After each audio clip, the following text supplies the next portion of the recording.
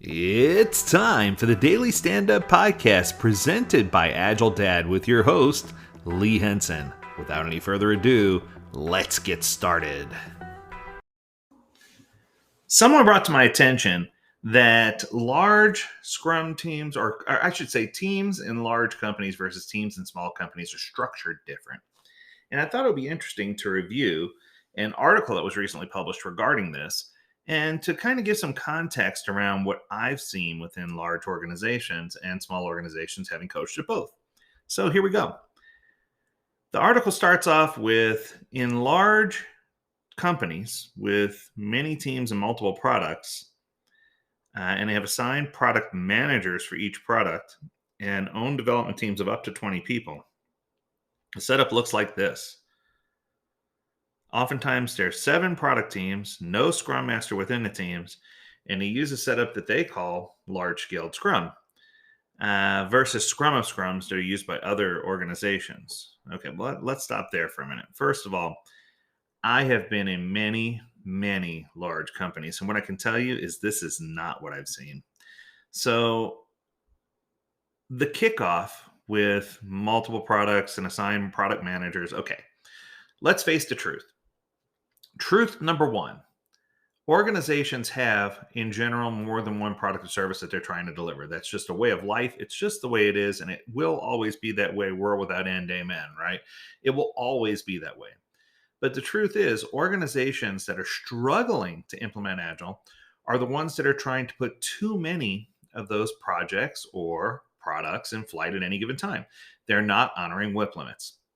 If you try to do too many things at once, it's going to cause your developers, your team members, whoever they are, your greeting card writers, doesn't matter who you are, it's going to cause those individuals to have too much context switching and have too many things on their plate.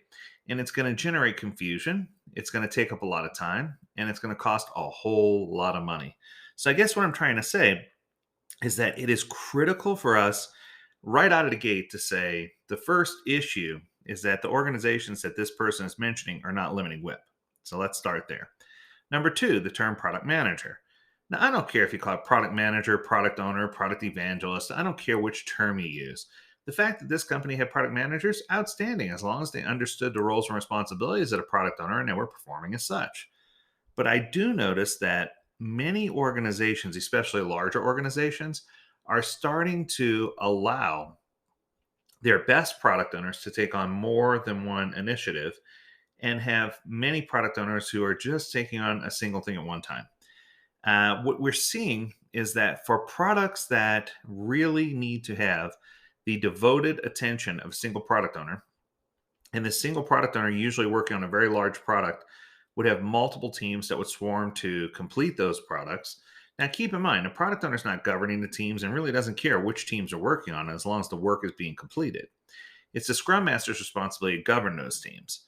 So what I'm seeing is that it is possible for there to be 7 teams working on an individual product. That could happen.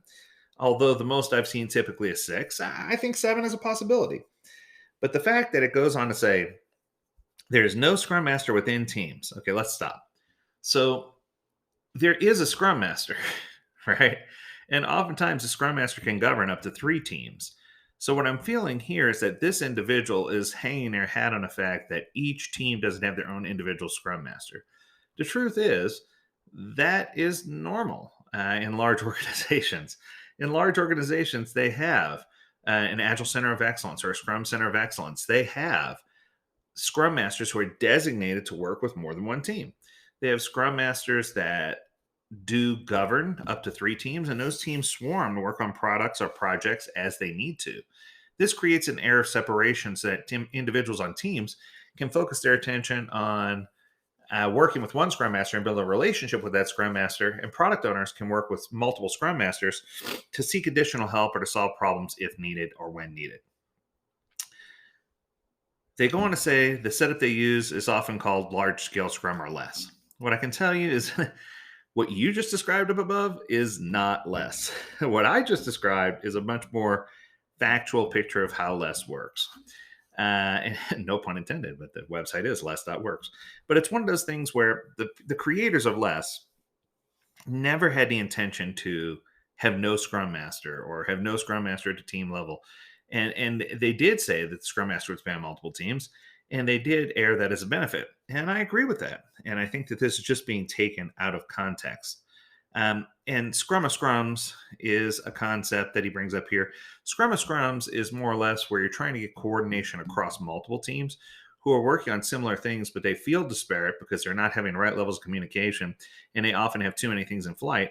So there's a need to get one individual from each team to coordinate with every other team to try to figure out if there's any overlap, any gaps, any dependencies, and all that good stuff. Okay. It says they're also very specific about naming of the roles.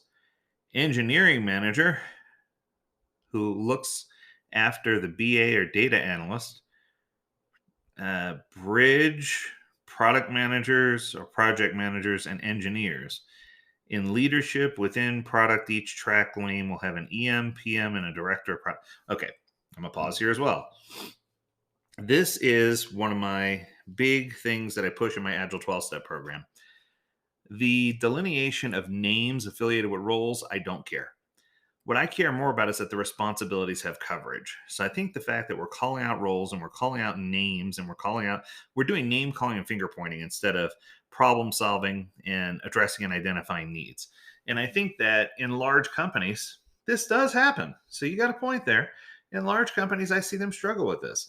But it's one of those things where if you're trying to get a message across to teach people how it should look in a large company, honor the fact that number one, organizations need to honor WIP. Number two, teams are affiliated and governed by Scrum Masters and not necessarily dedicated to a specific product or service. Three, in extra large organizations, it is possible for a team to be dedicated to a product or service. And if they are, that they should have some type of inter-team governance to help them do that, whether it's a Scrum Master or some other role. And four, it becomes the responsibility of the organization, especially in large organizations, to set a clear vision and strategy, to limit WIP, and to make sure that the teams understand their roles and responsibilities and that they know who their target audience is that's going to consume their product or service so that they can focus on operational excellence each day. Whew. Okay, that was a lot.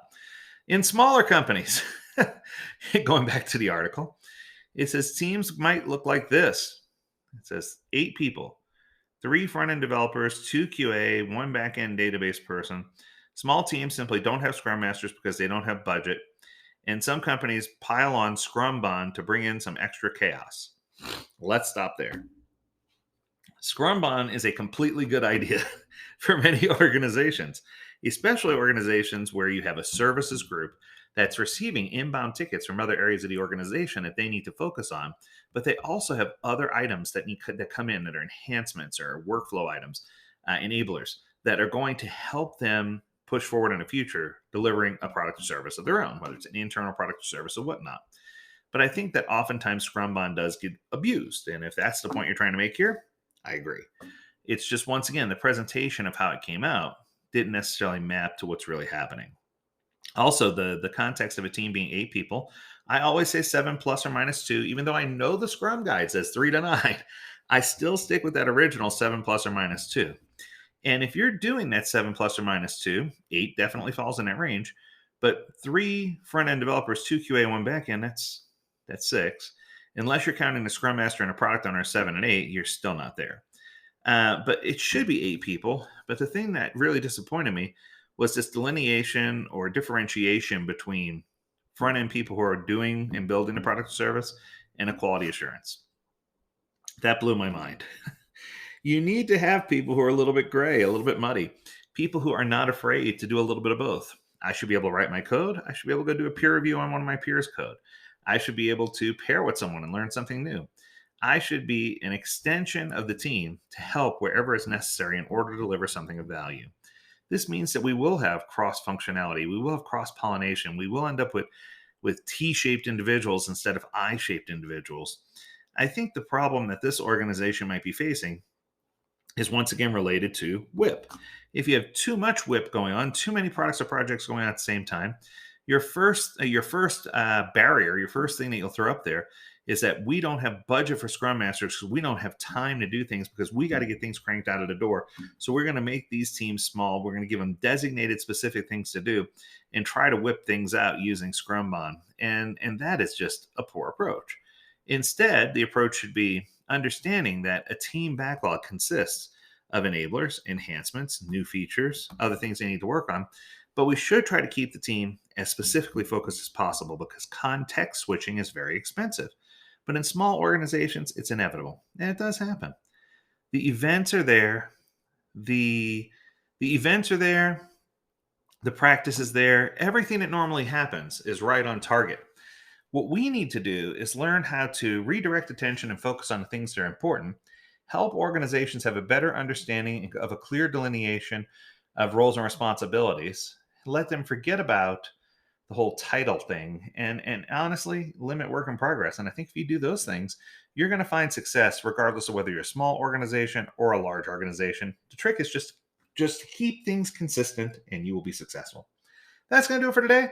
I hope you enjoyed this episode. If you have a topic you want us to talk about, reach out to us. Learn more at agiledad.com. We'd love to hear from you.